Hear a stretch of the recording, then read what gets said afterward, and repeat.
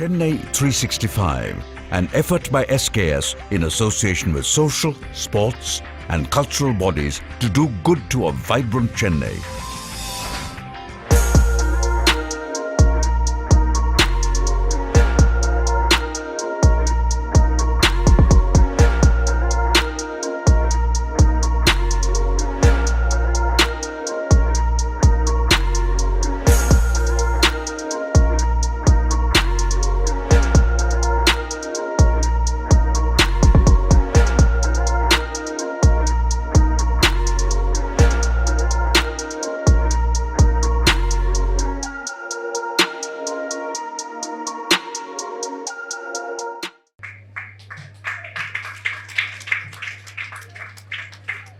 கொடுக்குறாங்க. வாழ்வியல் இலக்கணத்தை கொடுக்கக்கூடியது எது? தமிழ் இலக்கியங்கள். ஒரு மனுஷன் இப்படித்தான் வாழணும், இப்படித்தான் அன்பு செலுத்த வேண்டும் என்ற ஒரு நெறிமுறைகளை நமக்கு தொடர்ந்து கற்றுக் கொடுப்பவைகள் எவை என்றால் அவை இலக்கியங்கள். அந்த இலக்கியங்கள் வழி நம்ம இப்படிப்பட்ட உயிரினங்களை பத்தின விஷயங்கள்லாம் தெரிஞ்சுக்கிறோம். இதெல்லாம் சொல்லும் போது உங்களோட மனசுல ரெண்டு விஷயம் வந்திருக்கணுமே. புறாக்கு யாரோ ஏதோ கொடுத்தாங்களாம். யாரு யாரு சொல்லுங்க. சிபி சக்கரவர்த்தி. ஆமா, சிபி சக்கரவர்த்தி புறா மேல வச்சிருந்த அன்பு. விலங்குகளுக்கு பறவைகளுக்கு இடையிலான அன்பெல்லாம் பார்த்தோம். விலங்குகள் மீது பறவைகள் மீது நாம் எப்படி அன்பு செலுத்தணும்? சும்மா காதலன் காதலி அம்மா குழந்தை புள்ளை இது மட்டும் அன்பு செலுத்தினா போதுமா? இல்லையே. உயிரினங்களும் நம்மளுடைய வாழ்விக்கு தேவை இல்லையா? புள்ளினங்களும் நமக்கு தேவை, எல்லாமும் நமக்கு தேவை. அப்ப அந்த உயிரினங்கள் மீது எப்படி அன்பு செலுத்தணும்ன்றத நம்ம சிலப்பதிகாரத்துல கண்ணகி சொல்றா. அது எந்த இடத்துல சொல்றா? தன்னுடைய கணவன் இறந்துபட்ட நிலையில போய் மன்னன் கிட்ட தேரா மன்னா செப்புவதுடையேன் அப்படின்னு சொல்லி பேசுறா. தெரியலையா? அந்த வரிகள்லாம் உங்களுக்கு நல்லா தெரியும். அங்க என்ன சொல்றாங்க? எல்லொரு சிறப்பின் இமையவர் வியப்ப புல் உரு புன்கண் தீர்த்தோன். புல்லுன்னா எனது பறவை. பறவை உற்ற துயரை தீர்த்தவன் யாரு? சிபி சக்கரவர்த்தி. அது மட்டும் இல்ல, இத சொல்லும் போது உங்களுக்கு இன்னொரு மன்னன் ஞாபகத்துக்கு வந்திருக்கணும். யாரு? இதோட தொடர்ச்சியில தான் வருவாரு. திருப்பி நான் நரி கதை சொல்லணுமா? இருங்க வேர்க்குது. சொல்லுங்க. திருப்பி நான் நரி கதை சொல்லணுமா? சரி, நானே சொல்லிடுறேன். சிபி சக்கரவர்த்தி சொன்னால அப்ப யாரு? மனுநீதி சோழன் தன்னுடைய மகனையே தேர்காலிட்டு கொன்றான். அதுக்கு நீங்க ஃபியூச்சர்ல உங்க பிள்ளைங்களை கொல்லணும்ன்றத பத்தி நான் சொல்ல வரல. கொல்லாமைன்றது ரொம்ப ரொம்ப முக்கியம். இதன் வழி நம்ம என்ன புரிஞ்சுக்கிறோம்? உயிரினங்களா இருந்தாங்க, அக்ரினங்களா இருந்தாங்க, நியாயம் ஒன்று, தீர்ப்பு ஒன்று, அன்பு ஒன்று இல்லையா? இதனாலதான் தமிழ் வாழும் வரையில் சிலப்பதிகாரம் வாழும். சிலப்பதிகாரம் வாழும் வரையில் இந்த இரண்டு மன்னர்களும் வாழ்வார்கள். தொடர்ந்து நம்ம பேசிக்கிட்டே தான் இருப்போம் இல்லையா? இவங்க தன்னுடைய அன்பை எதன் மீது செலுத்தினார்கள் என்பதுதான் கருத்து. சாதாரண விலங்குகள் மேலையும் பறவைகள் மேலையும் தன்னுடைய அன்பை செலுத்தினார்கள். அவங்க வாழ்வாங்க, நம்மிடையே வாழ்கிறார்கள். வள்ளுவர் சொல்வார், அறிவினால் ஆவது உண்டோ? தமிழ் ஆசிரியர்கள் எவ்வளவு அழகா சொல்றாங்க பாத்தீங்களா? எங்க தமிழ் ஆசிரியர்களோட வெயிட். அறிவினால் ஆவது உண்டோ பிரிவின் நோய் தன்னோய் போல் போற்றா கடை.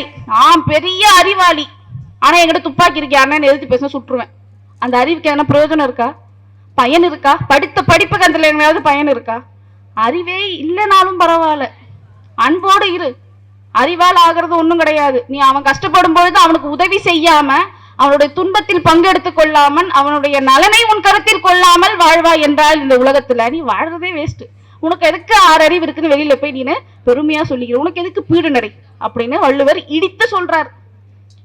அன்புன்னு சொல்லும் போது வள்ளுவருடைய அன்புடைமையை பேசாம இருக்க முடியாது. எத்தனாவது அதிகாரம்? 8வது அதிகாரம். அன்புடைமையில் என்ன சொல்றாரு?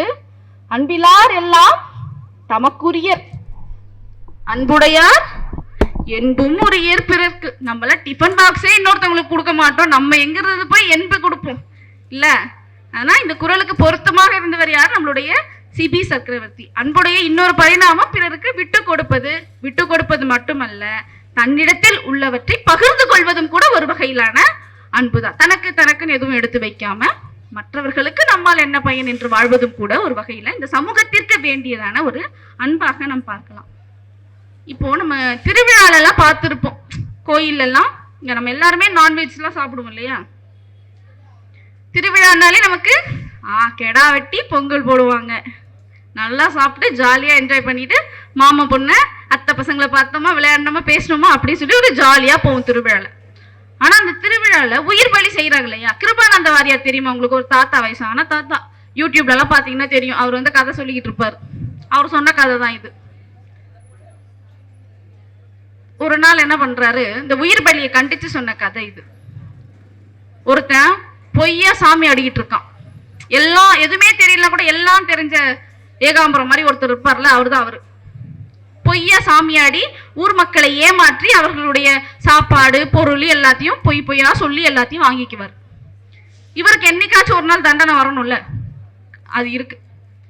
ஒரு நாள் என்ன செய்யறாரு, இவர் டெய்லி குளிச்சுட்டு வந்து சாமிக்கு பூஜை போட்டு தன்னுடைய பொய்யான சாமியாட்டி வேஷத்தை பண்றதுனால இவருக்கு ஒரு நாள் ஜுரம் வந்துருச்சு.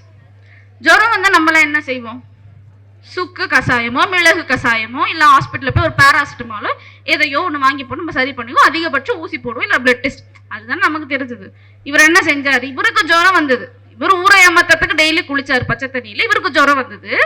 இவர் என்ன பண்ணாரு, எனக்கு ஜுரம் வந்துருச்சு, தெய்வ குத்தம் ஆயிடுச்சு, இந்த ஊர்ல 2 ஆடை எடுத்துட்டு வாங்க, வெட்டுங்க, பலியிடுங்க சாமிக்கு அப்படின்றாரு. யார் வீட்டு ஆடை யாரா பலியிடுறது? பலியிட்டாச்சு. அந்த ஜுரமும் ஒரு 4-5 நாள் தானா சரியாயிடுச்சு. உடனே எல்லாம் என்ன பண்ண ஆரம்பிச்சிட்டாங்க, எதனாவது ஒரு காய்ச்சல்னா உடனே பலி. அது 1 ஆடு இல்ல 2 ஆடு. இப்படியே ஒரு ஊரை ஏமாத்திட்டு வந்தார். அந்த ஊர்ல ஒரு அரசனும் இருந்தாரு. அரசனுக்கு ஒரு மந்திரி. அரசன் மந்திரினா இப்படி அப்படி இல்ல, ஃப்ரெண்ட்ஸ் மாதிரி இருந்தாங்க. கிட்டத்தட்ட யார் அரசன் யாரு மந்திரினே தெரியாது, அந்த அளவுக்கு இணக்கமான ஒரு நட்பு.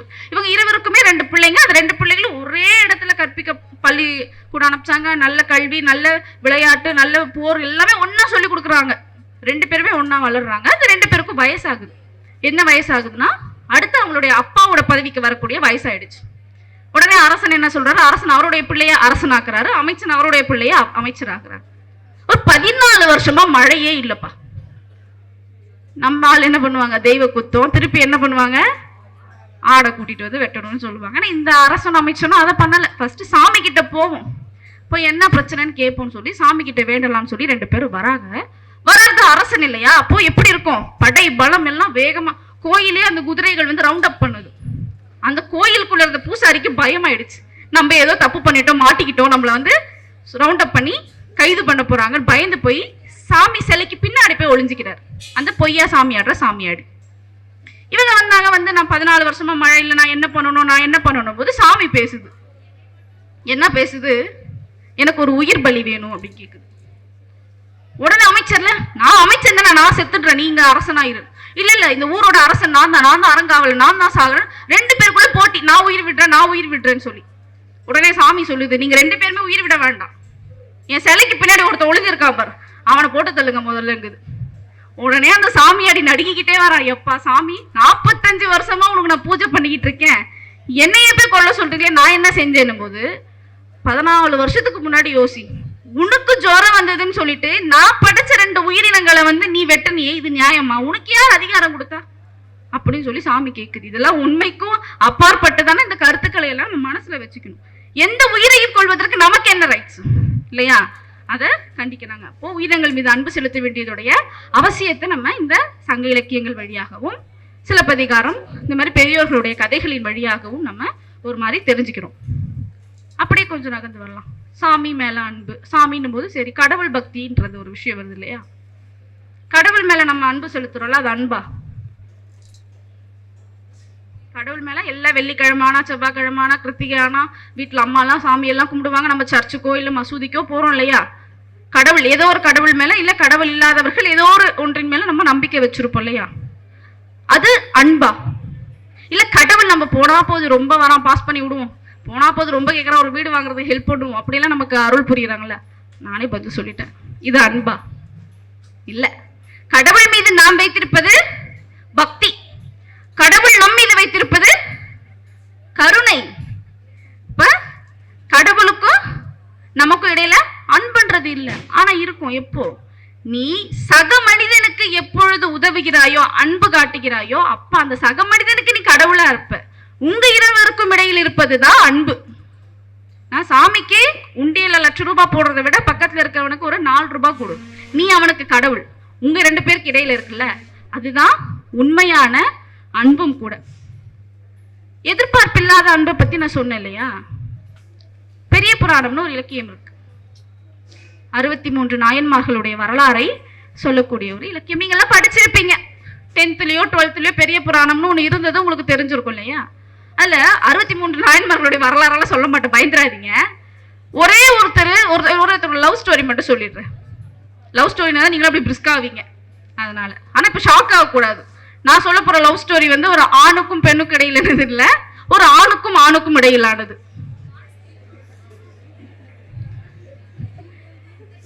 என்னப்பா சொல்லி முடிச்சதுக்கு அப்புறம் சிரிங்க. அப்பூதியடிகள்னு ஒரு அந்தனர்ப்பா. அவருக்கு திருநாவுக்கரசு சமயக்குறவர்கள் 4 பேர் தெரியும் இல்லையா? 2 மார்க்ல எல்லாம் படிச்சிருப்போம்ல.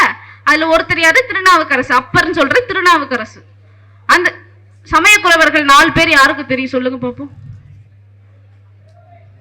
டக்குன்னு சொல்லணும், திருப்பி நான் நிறைய கதை சொல்ல ஆரம்பிச்சிருவேன் இல்லைன்னா.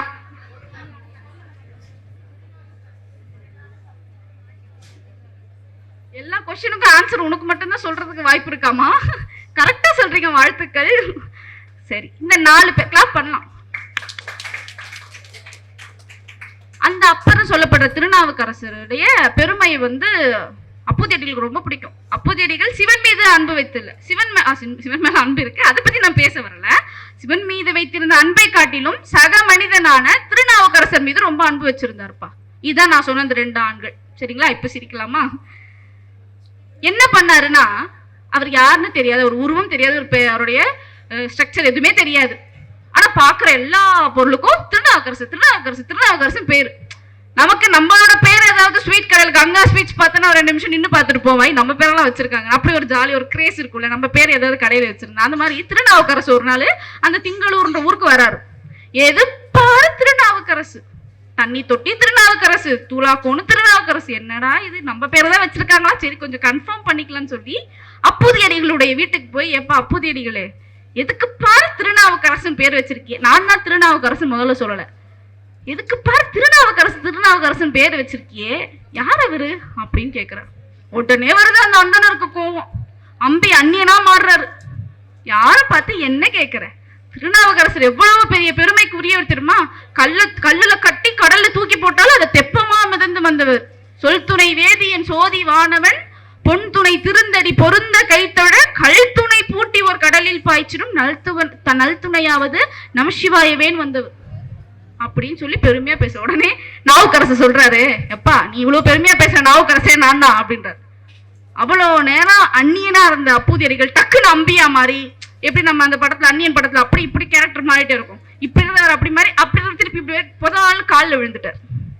நீங்களா சாமி? காலில் விழுந்தாரு. அவருக்கு எல்லா பணிவிடைகளையும் செய்து அதுக்கப்புறம் அந்த கதை வளருது.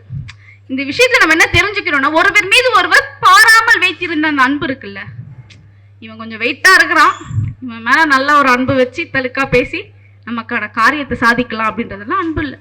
அவன் எப்படின்னு தெரியாது, வந்தா நமக்கு உதவுவானா உதவ மாட்டானா தெரியாது. அவனுடைய உண்மை தன்மை இருக்குல்ல, அவனுடைய மெய்மை இருக்குல்ல, அந்த மெய்மை எனக்கு பிடிச்சிருக்கு சார், அதனால நான் அவர் மேல அன்பு செலுத்துறேன் சார். அதனால நான் என்னுடைய பிள்ளைகளுக்கு கூட, அந்த அப்பூதியடிகளுடைய பிள்ளைகளுக்கு கூட திருநாவுக்கரசு மூத்த திருநாவுக்கரசு இளைய திருநாவுக்கரசு அப்படி பேர் வச்சிருக்காரு. அப்படி ஒரு ஒப்பற்ற ஒரு அன்பை நம்மால் பக்தி இலக்கியங்களிலும் பார்க்க முடியுது. இதே சீன் தமிழுக்கே கதின்னு சொல்ற இலக்கியம் இன்னொன்னத்துல இருக்குங்க. தமிழுக்கு கதின்னு சொல்றோம். எந்தெந்த இலக்கியங்களை கதின்னு சொல்லுவோம் சொல்லுங்க பாப்போம். தமிழ் இலக்கியங்களுக்கே தமிழுக்கே கதின்னு சொல்லுவோம். கம்பராமாயணம் அடுத்து திருக்குறள். ஆமா, வாழ்த்துக்கள். கம்பராமாயணமும் திருக்குறளும். திருக்குறள்ல இருக்க அன்புடைமை பத்தி நம்ம பார்த்தோம். கம்பராமாயணத்துல என்ன அன்புடைமை இருக்கு? இதே மாதிரி பார்க்காத காதல் தான் அங்கேயும் இருந்துச்சு. யாருக்கும் தெரியுமா? காட்டுவாசி ஒருத்தன், அவன் பேரு குகன்னு பேரு. பார்க்க நல்லாவே இருக்க மாட்டான், பயமா இருப்பான், 6 அடி. அவன் தோலே இவ்வளவு பெருசு. அவனை பார்த்தா யாருக்கும் பிடிக்காது. ஏன்னா காட்டுவாசியா நமக்கு பிடிக்குமா? பயந்துருவோம் இல்லையா? அவன் வாழ்கிற காட்டுக்கு ராமனை துரத்தி விட்டாங்க 14 வருஷம் கழிச்சு வான்னு சொல்லி. ராமனுக்கு எங்க இருக்க முடியும்? காடுகாடா அலைய வேண்டிய விஷயம். தன்னுடைய மனைவி தம்பியோடு என்ன பண்றாரு? காடுகாடா சுத்தி வரும்போது அந்த குகன் வாழக்கூடிய அந்த காட்டை வந்து அடைகிறார் ராமன். குகனுக்கு ராமன் மீது ஒரு பற்று, அன்பு, காதல் எல்லாமே இருக்கு. ஏன்னா ராமன் யாருன்னே தெரியாது. ஆனா அவருடைய வீர தீர அரசாட்சியை பத்தி எல்லாம் கேட்டறிந்து அவர் மீது ஈர்ப்புடையவன். ஒரு நாள் என்ன பண்றாரு? ராமன் வந்திருக்க செய்தியை கேட்டதும் குகன் ராமன் இருக்கிற அந்த பர்ணசாலைக்கு ஓடுற டென்ட் அடிச்சு ராமன் இருப்பார். ஏன்னா அவங்க நாடோடிகள், அப்போ அந்த நேரத்தில் நாடோடிகள் இருந்தவர்கள். போறாரு போறாரு போறாரு போறாரு வேகமா போறாரு. வெளியில பார்த்தா அவ்வளவு அழகா நிக்கிறாரு. யாரு யாரு? குகன் யார பார்க்க போறாரு? அப்ப வெளியே யார் நிக்கணும்? இல்ல, லக்ஷ்மணன் நிக்கிறாரு. ஏன் லக்ஷ்மணன் நிக்கணும்? லக்ஷ்மணன் காட்டுக்கு வந்ததே ராமனை பாதுகாக்க. அப்ப ராமன் எங்க இருப்பாரு? மைதிலியோடு உள்ள இருக்காரு. அப்ப வெளியே நிக்கிறது லக்ஷ்மணன். இவ்வளவு அறிவு உங்களுக்கு இருக்குது இல்ல, அந்த குகனுக்கு அந்த அறிவே இல்லை. வந்தா பாருங்க, வந்து லக்ஷ்மணனை பார்த்தோன்னே ராமா அப்படின்னு காலில் விழுறாரு. நானும் ஒரு 2 நிமிஷம் கழிச்சு உண்மையை சொல்லியிருப்பேன். ஆனா லக்ஷ்மணன் டக்குன்னு எழுப்பிட்டார் குகனை. எப்பா எப்பா நான் இல்ல, எங்க அண்ணன் உள்ள இருக்காரு, கொஞ்சம் வெயிட் பண்ணுன்னு சொல்லிட்டு உள்ள வராரு. வந்து லக்ஷ்மணன் என்ன சொல்லுவான் ராமன் கிட்ட? அண்ணா, உன்னை பார்க்க இந்த காட்டுடைய அரசன் வந்திருக்கான் அப்படி சொல்லியிருக்கலாமா? ஒரு காட்டுவாசி ஒருத்தன் வந்திருக்கான் அப்படி சொல்லலாமா? இல்ல, யாருன்னே தெரியல ஒருத்தன் அறிவிலி என் காலில் வந்து விழறான் ஒருத்தன் வந்திருக்கான் அப்படி சொல்லியிருக்கலாமா? அப்படியெல்லாம் சொல்லல. என்ன தெரியுமா சொன்னாரு? தாயினும் நல்லோன்னு சொன்னாரு. ஏன் அப்படி சொன்னாரு? ஏன்னா அவனுக்கு நீ யாரு நான் யாருன்னே தெரியல, என்ன பார்த்ததும் நீ நினைச்சு என்னோட காலில் விழுறானே, இவன் எப்படிப்பட்ட அன்பின் உள்ளத்தை உடைய. அதான் கம்பர் சொல்வாரு குகனை தீரா காதலன்னு சொல்லுவார். அப்படிப்பட்ட ஒரு பெயர் குகனுக்கு உண்டு. என்னுடைய காலில் வந்து விழுறானே, அவன் உன்னு நினைச்சு என் கால் விழா, அவன் எவ்வளவு பெரிய அன்பு உடையவராக இருப்பான். அதுதான் குகன் எடுத்துட்டு வந்த மீனையும் தேனையும் ராமன் சாப்பிடல. சாப்பிடாம அமிர்தத்தை விட சிறந்தது, என்னை விட தூய்மையானவர்களை விட சிறந்தது எது? இந்த மீனும் காட்டுல கிடைக்கக்கூடிய தேடும் ஸ்பெஷலான ஐட்டம் இல்ல, காட்டுல கிடைக்கக்கூடிய இயல்பான விஷயங்கள் தானா. அவன் அதை திருத்தி எனக்காக கொண்டு வந்தால. உள்ளத்து அன்பினால் அமைந்த காதல் தெரிதர கொணர்ந்த என்றால் அமிழ்தினும் சீர்த்த ஒன்று அப்படின்னு சொல்றாரு. அமுதத்தை விட சிறந்தது எது? உள்ளத்தில் இருக்கிற அன்போடு கொடுக்கப்படுகின்ற பொருள். கம்பராமாயணத்திலையும் இதே மாதிரி பார்க்காத காதலை பத்திய விஷயங்கள் நம்ம பார்க்கணும். இன்னும் ஒரே ஒரு விஷயத்த சொல்லி என்னுடைய பேச்சை சீக்கிரம் முடிக்கலாம்னு நினைக்கிறேன். 4 நாள்மணி மாலைன்னு ஒரு இலக்கியம் இருக்கு, அது உங்களுக்கு தெரியறதுக்கு வாய்ப்பு இல்லை. அதுல ராமசாமி புலவர்னு ஒருத்தர் பாரதிதாசன், நம்ம பாரதிதாசனை வம்பு இழுத்துட்டார். வாப்பா வாப்பா, உனக்கு ரொம்ப பெரிய அறிவு புலமை மிக்கவன் எல்லாம் சொல்றாங்க, இங்கவா கொஞ்சம் அறிவை சோதிச்சு பார்ப்பேன். இந்த அறகுறையா இருக்கிற அறிவாளிகள்லாம் அப்படிதான் பண்ணுவாங்க, இன்னொருத்தவங்களோட அறிவை சோதிச்சு பார்த்துக்கிறோம். சோதிச்சு பார்த்து இவங்க சிரிக்கிறாங்க. ஆமா, சோதிச்சு பார்த்து இவங்க தான் கடைசியில என்ன பண்ணுவாங்க? ஏமாந்து போவாங்க. அந்த மாதிரி பாரதிதாசனை கூப்பிட்டு ஒரு பாடலை பாடி திருஞான சம்பந்தருக்கு வந்து 2 பேரும் அம்மான்னு சொல்றாங்க. யார் யார? பாண்டிமாதேவியையும். திருஞான சம்பந்தருக்கு பால் கொடுத்தது யாரு அழும்போது? உமாதேவி. அந்த ஒரு பாடல்ல பாண்டிமாதேவியையும் உமாதேவியையும் அன்னைன்னு சொல்றாங்க. ஏன் அப்படின்னா திருஞான சம்பந்தர் அழுவும் போது பால் கொடுத்தது யாரு? உமாதேவி. அந்த கதையை கேட்கும் போது நெஞ்சில பால் சுரந்தது யாருக்கு? பாண்டிமாதேவிக்கு. கூப்பிட்ட இந்த 2 பேர்ல யார் சிறந்த தாய்னு கேட்கிறார். நீங்க சொல்லுங்க, யார் சிறந்த தாய்னு? சிறந்த தாய் இந்த கதையை கேட்கும் போது உங்களுக்கு நெஞ்சில பால் சுரந்ததான் யாரு? பாண்டிமாதேவிக்கு. ஆனா குழந்தை அழுவும் போது கடவுளே வந்து மனம் இறங்கி வந்து பால் கொடுக்கறாங்க உமாதேவி. இந்த 2 தாயார்கள்ல யார் சிறந்த தாயார்? பாண்டிமாதேவி. ஏமா பாண்டிமாதேவி?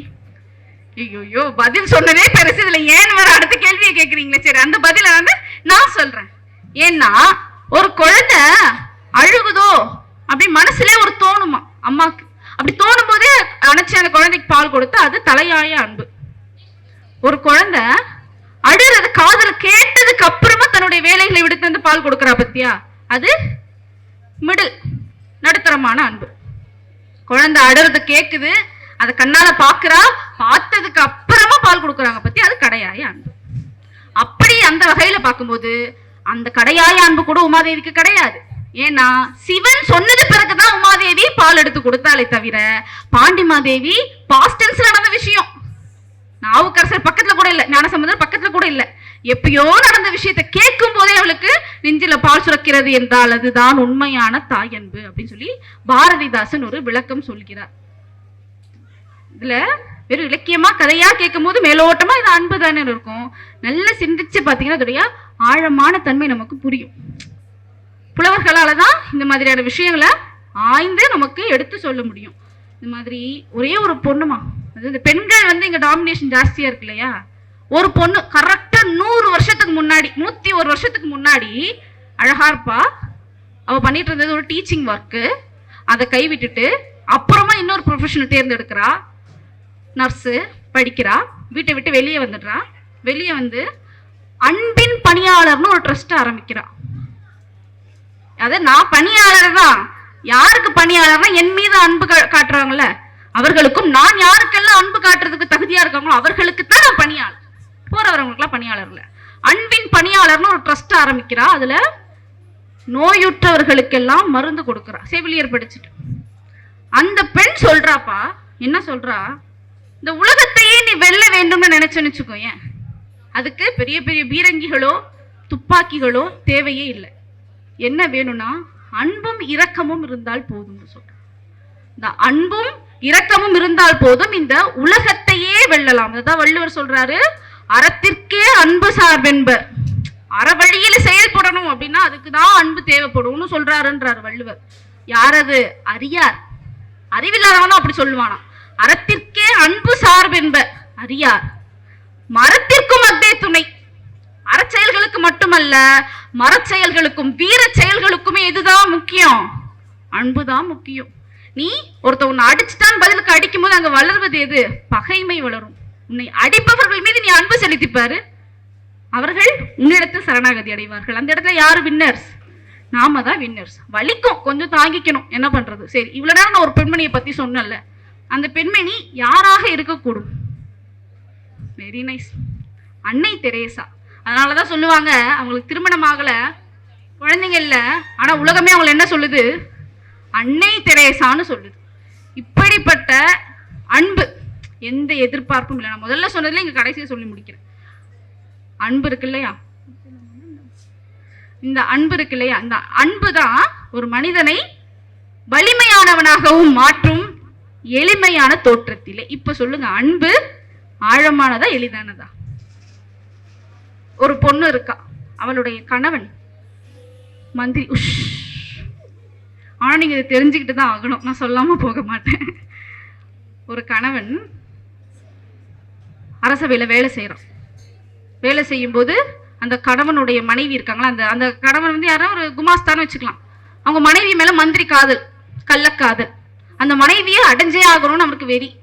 ஆனா என்ன பண்றான் அந்த பொண்ணு, சரிதான் போ வேலையை பாருன்னு அந்த பொண்ணு திரட்டி விட்டு, நீ பெரிய ஆளு, நீ என்ன இப்படி எல்லாம் செய்யற சொல்லி அந்த பொண்ணு திரட்டி விட்டுருது. நீ என்னைய திரத்துற, உன் கணவனையும் நான் பொய் பழி போட்டு அவனை கொலை பண்றேன் பார் அப்படின்னு சொல்லி அவன் மேல ஒரு பொய்யான பழியை போட்டுடுறாங்க. மன்னனும் அவன் பெருசா ஆராய்ச்சி செய்யாம, தப்பு செஞ்சானா அவனுக்கு தண்டனை, கொலை தண்டனை, கொலை பண்ணணும், கொலை செய்யறத தண்டனை சொல்லி கொடுக்குறாரு. அந்த பொண்ணுக்கா என்ன செய்யறதுன்னு தெரியல, தன்னோட கணவனை காப்பாத்தி ஆகணும். உடனே போய் மன்னன்ட்டு முறையிடுறான், என்னுடைய கணவனை கொலை செய்யாதீங்க, ஏன்னா என்னுடைய கணவர் வந்து என்னுடைய ஒட்டுமொத்த அன்பிற்கு உரியவர், அவர் இல்லைன்னா இந்த உலகத்துல வாழவே முடியாது அப்படின்னு சொல்லி அந்த பொண்ணு, சாதாரண பொண்ணு என்ன பண்ண முடியும்? உடனே அரசர் வந்து ஒரு கன்சர்ன் வைக்கிறார். சரி, ஓலை சீட்டு எழுதி போடு, திருவோலை சீட்டு எழுதி போடுவோம், குற்றவாளி குற்றவாளி இல்லைன்னு 2 சீட்டு எழுதி போடுவோம். அதுல எந்த சீட்டு வருதோ அந்த சீட்டு தான் தெய்வத்தின்படி என்னுடைய தீர்ப்பாகவும் இருக்கும்னு சொல்றாரு. மறுநாள் என்ன பண்றான் இந்த குமாஸ்தா, அந்த சீட்டு எழுதுகிட்ட 1 லட்சம் ரூபாய் கொடுத்து 2த்துலயும் குற்றவாளினே எழுதுன்னு சொல்லிடுறான். போச்சு, இருந்த கடைசி ஆப்ஷனும் போச்சு. இந்த விஷயத்த எப்படியும் அந்த பொண்ணு தெரிஞ்சுக்கிறா. மறுநாள் கூட்டமும் வந்துருச்சு. அங்க இருக்கிற 2 சீட்ல என்ன இருக்கு? குற்றவாளி குற்றவாளின்னு இருக்கு. இந்த பொண்ணு என்ன செய்ய முடியும்? ஒன்றும் செய்ய முடியாது. என்ன பண்ணுது? அந்த சீட் எடுக்க வரும்போது, இருங்க நான் எடுக்கிறேன் என் கணவனுக்கான சீட்டை அப்படின்னு சொல்லுது. சரி, உன்னோட கடைசி ஆயிடுச்சுன்னா உன்னுடைய கணவன் இருக்கானா இல்லையான்றதோடைய உன்னுடைய விருப்பம், இதை நீயே செய் அப்படின்னு சொல்லி அரசனும் ஒப்புக்கொள்றாரு. அந்த சீட்டை எடுத்து என்ன பண்ணுது அந்த பொண்ணு, 2த்துல என்ன இருக்கு? குற்றவாளின்னு இருக்கு. ஒரு சீட்டை வாயில போட்டு முழுங்கி தண்ணி குடிச்சிடும். உடனே ஷாக் எல்லாருக்கும். சீட்டை பிரிச்சு சொல்லுமானா வாயில போட்டு தண்ணி முழுங்குறேன். ஐயோ அது எப்படிங்க என் வாயால நான் சொல்லுவேன், நீங்களே அந்த இன்னொரு சீட் இருக்க எடுத்து படிச்சுக்கங்க அப்படிங்குது.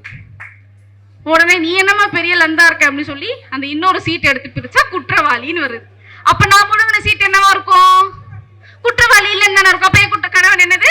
குற்றவாளி இல்லை அப்படின்னு சொல்லி ஒரு கணவன் மீது இருந்த அன்பு அது வரைக்கும் ஸ்ட்ரக்கா இருந்த அந்த பொண்ணுடைய அறிவை எப்படியெல்லாம் தூண்டி இருக்கு பாத்தீங்களா?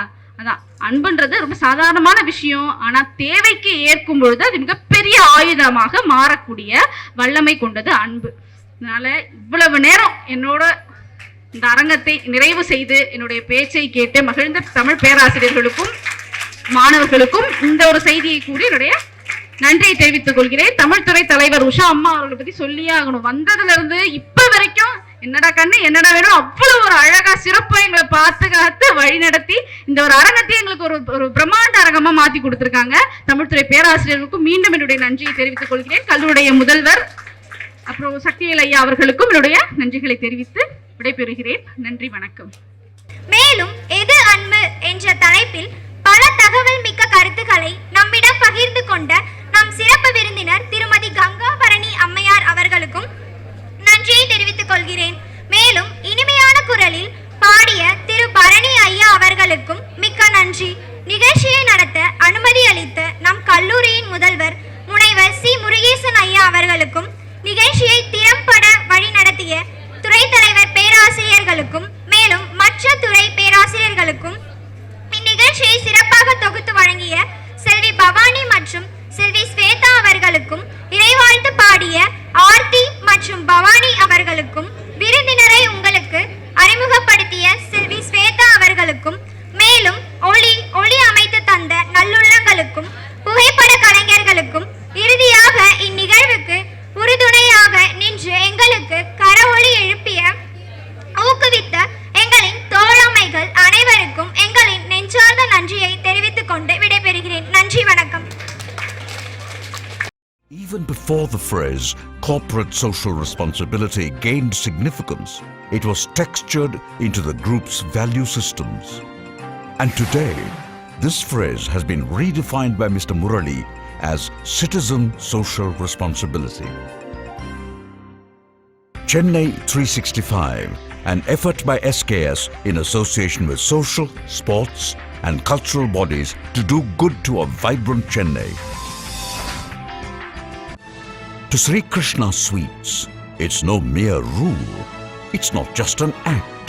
It's every citizen's social responsibility. After all, we make a living by what we get, but we make a life by what we give. And in the process, create a world where life's best bonds are built with love and care. And in time, they will become our strongest bond.